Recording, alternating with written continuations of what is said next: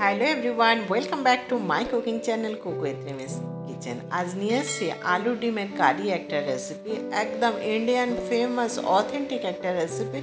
সমস্ত ঘরে এটা হয়ে থাকে, একদম সহজভাবে বানাতে হয় কিভাবে সেই রেসিপি নিয়ে হাজির হয়েছে। তো চলুন দেখে নিই এই ডিম আলু কারি কিভাবে বানাচ্ছি। তার জন্য আমি একটু তেলের মধ্যে লবণ দিয়ে নিলাম আর একটু হলুদ পাউডার দিয়েছি, দিয়ে আমি ডিম আর আলুটাকে আলাদা আলাদা করে ভেজে তুলে নেব। তার জন্যে এই হলুদ আর লবণ দিলে কি হয়, তেল এবং এই ডিম এবং আলুর মধ্যে যে অল্প জল থাকে সেটা প্রচণ্ড ছিটকায়, সেটা কিন্তু আর ছিটকাবে না, আর কালারটা খুব সুন্দর হবে। আমার চ্যানেলের নতুন ভিউয়ার্স হলে আমার রেসিপিকে এক্ষুনি একটা লাইক করে দিন, কমেন্ট করে জানাতে ভুলবেন না কেমন হলো। অবশ্যই সাবস্ক্রাইব করবেন, পাশে থাকা বেল আইকন প্রেস করতে ভুলবেন না। আমার চ্যানেলে প্রচুর রেসিপি আছে, গিয়ে একবার দেখতে পারেন। ডিমগুলোকে এমনি সুন্দরভাবে গোল্ডেন ফ্রাই করে তুলে নিলাম, নিয়ে সেম প্রসেসে আমি আলুগুলো ফ্রাই করছি। আমি আলুতে আর একটু হলুদ পাউডার দিয়ে দিচ্ছি যাতে আলুর কালারটা আরও খুব ভালো চলে আসে। তার জন্যে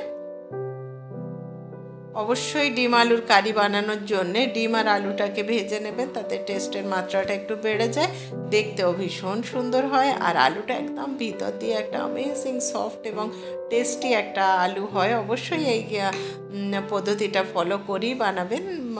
ডিম আলুর রেসিপি তো আমরা মোটামুটি জানি, তবে প্রত্যেকটা রান্নাতে একটা আলাদা টিপস অ্যান্ড ট্রিক্স থাকে না, তো সেই জন্যই বললাম আর কি যে অবশ্যই এই টিপসগুলো ফলো করে বানিয়ে দেখবেন, অ্যামেজিং একটা রেসিপি হয়ে যাবে। আমি আলুটা ভেজে তুলে নিয়েছি, নিয়ে ওই তেলের মধ্যে আমি একটু দুটো তেজপাতা আর 2-3টে এলাচ ফোড়ন হিসাবে ব্যবহার করলাম। আমি আর গরম মশলা এখানে দিলাম না, পরে আমি গুঁড়োটা দেব। আর আমি এখানে দুটো পেঁয়াজ আর একটা টমেটো একসঙ্গে পেস্ট করে নিলাম, সেটা এখানে দিলাম। আমি ডিমের কারিতে সব সময় টমেটো দিয়ে, অবশ্যই টমেটোটা ব্যবহার করবেন, তাতে টেস্টটা সত্যি আরও অনেক অনেক বেশি বেড়ে যায়। আর আমি এখানে 1 চামচ আদা রসুন পেস্ট একসঙ্গে করে রেখেছিলাম, সেটা দিয়ে দিলাম। দিয়ে আমি এই মশলাটাকে খুব ভালোভাবে তেলের মধ্যে ভেজে নেব। যতক্ষণ না তেল ছাড়ছে ততক্ষণ পর্যন্ত আমি মশলাটাকে ভাজবো।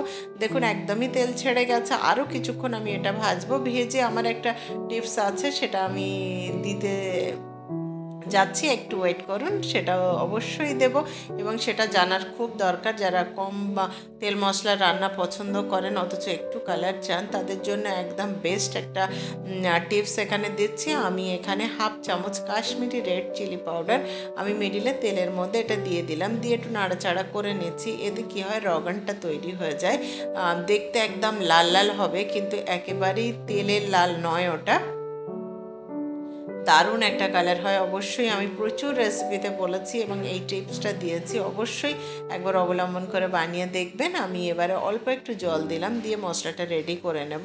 বাকি যে মশলাগুলো সেটা আমি এবারে দিয়ে দিচ্ছি।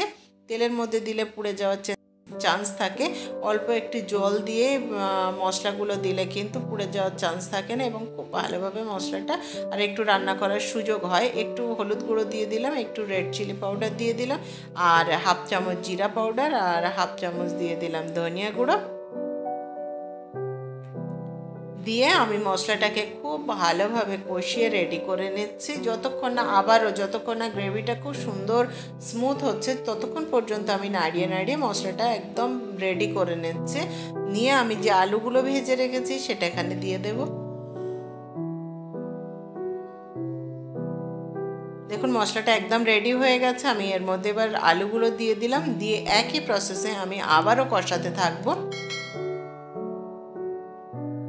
যে কোনো রান্না একটু ধৈর্য সহকারে করবেন, দেখবেন সত্যি খুব ভালো টেস্ট হয়। আর আমাদের যেদিনে কোনো কিছু ভালো লাগে না রান্না করতে, কিছু এই ডিম আলুর তরকারি তো মাস্ট, যে ফাঁকিবাজি রান্না এবং একটু রেস্ট নেওয়ার জন্যে যে রান্নাটাকে আমরা আঁকড়ে ধরি অথচ খেতে ভীষণ টেস্টি হয়, সেই রান্নাটাই হচ্ছে ডিম আলুর কারি। আমার মশলাটার সঙ্গে আলুগুলো খুব ভালোভাবে কষিয়ে নিয়েছি, নিয়ে আমি এখানে ডিমটা দিয়ে আমি ঢাকা দিয়ে কিছুক্ষণ রান্না করছি। কিছুক্ষণ রান্না করার পর আমি ফিরে এসেছি।